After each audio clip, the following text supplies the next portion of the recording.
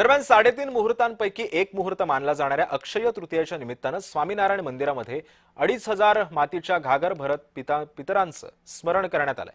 दिवंगत पितरांना मोक्षप्राप्ती व्हावी यासाठी घागर भरण्याचा कार्यक्रम आयोजित करण्यात येतो।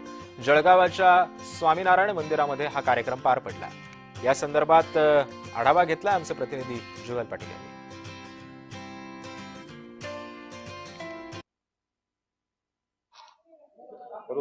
3.5 मुहूर्तांपैकी एक मुहूर्त मानला जाणाऱ्या अक्षय तृतीय निमित्त जळगाव शहरातील स्वामीनारायण मंदिरात या ठिकाणी 2500 मातीच्या घागरी या ठिकाणी भरण्यात येत आहे। आपण बघू शकतात की स्वामीनारायण मंदिरामध्ये या ठिकाणी या मातीच्या घागरी ठेवण्यात आलेल्या आहे।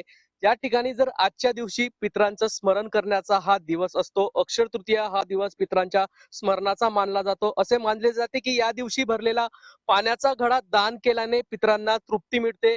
घागरीवर फळ विशेषतः ठेवून दान करण्याची परंपरा आहे। अक्षय म्हणजे त्याचा कधीही क्षय होत नाही। स्वामीनारायण मंदिर जळगाव, आज अक्षय तृतीया।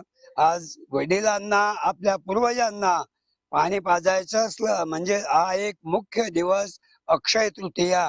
श्री स्वामीनारायण मंदिर या मंदिरामध्ये प्रतिवर्षी बहुतेक 50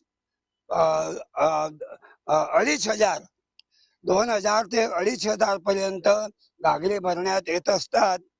कारण इथे येणारे जे श्रद्धावान भक्तजन आहेत त्यांची एवढी मोठे या मंदिरामध्ये श्रद्धा भक्ती आहे, म्हणून ते सर्व हमेशा या अक्षय तृतीयेच्या दिवशी ते घागरी भरण्याचा प्रोग्राम इथे होत असतो। जुगल पाटील, जय महाराष्ट्र न्यूज, जळगाव।